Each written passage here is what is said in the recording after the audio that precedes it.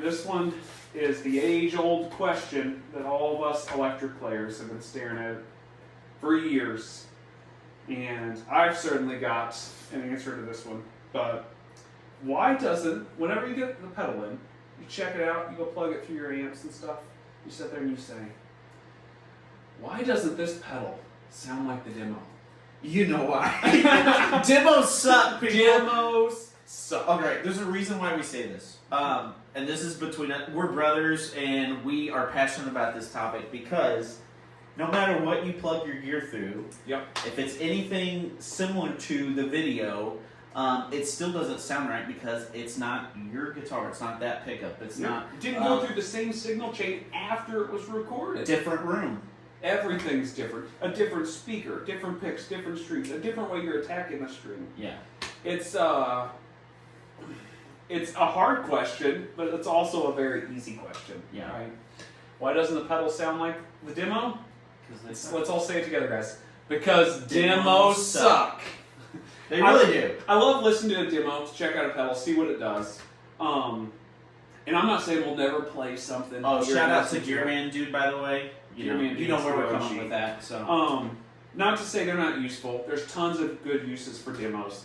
However, if you think that you're going to listen to a pedal and then bring it home and plug it into your amps, even with the exact same amp and similar guitar or same guitar, and it's going to sound the same, it's just not. My thing is, like, no matter how much you listen to a video, the feel is completely different. The feel is completely different. Where your volume is on it and like how your amp's breaking up, even if it's like a delay.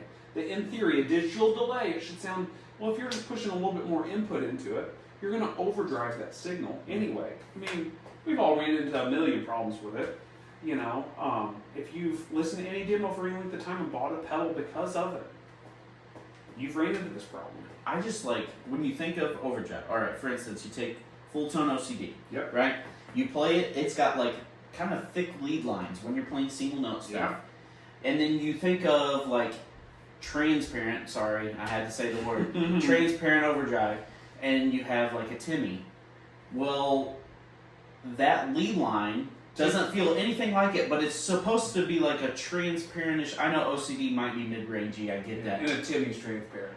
Supposedly. But like the feel of it's completely different, even though they're, you know, fairly in the same ballpark. Yeah. I'm sure the clipping's different, and I'm probably getting this all mixed up. But regardless, you think of like full range overdrives, like one is smooth, one is like harsh. Yeah. Like there is no substitute for just plugging it in and knowing yourself. Yeah, I think the best case scenario for pedals always is at least try to go in to your shop. Maybe bring your guitar if you can. I don't even know if going into a shop helps. Well, I think if you can play, if you've got something like a deluxe reverb reissue, and you can plug into that, you've got a Blues Junior. Okay, very generic amps. Very generic guitars. You've got a chance. I got a telly into a Blues Junior. You could probably go in and pick up a Mexican, you know, telly and plug into a Blues Junior and be okay. Have an idea. However, as soon as you bring it home, it's so. That's the same reason why whenever you go into an acoustic room at a lot of these guitar shops, not all of them, but a lot of them, Guitar Center, you walk into it and you got that wood paneled room, and you sit down there where all the nice guitars are. The cheaper guitars are in the other room, which is still all wood and stuff. But you go in that back room and you play guitar, and you hear all the reverb, and you hear all these like ghost noting and stuff from all these other acoustics that are ringing out while you're playing. You're getting all this off there, and then you bring it home to your bedroom and you play it, and you're like, this doesn't sound the same. Yeah. You know, so no, it won't ever be the same. However, I think having the expectations that it's not going to be the same, and knowing what you can pull from a demo.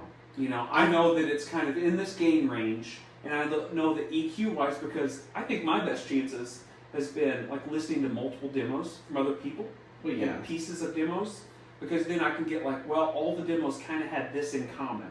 So am I going to like that low mid thing? Am I going to like that scooped mid thing? Mm-hmm. Whatever it is. I think the hardest part also is like when you start getting into stacking pedals. Like that is a whole nother ballgame. Yeah, it's like going from math to algebra to calculus. Yeah. It's a completely different ballgame. And, you know, every little tweak of each, you know, you tweak this pedal and it affects this one that's stacked. And, you know, it's much more complicated then. So, but yeah, that's it.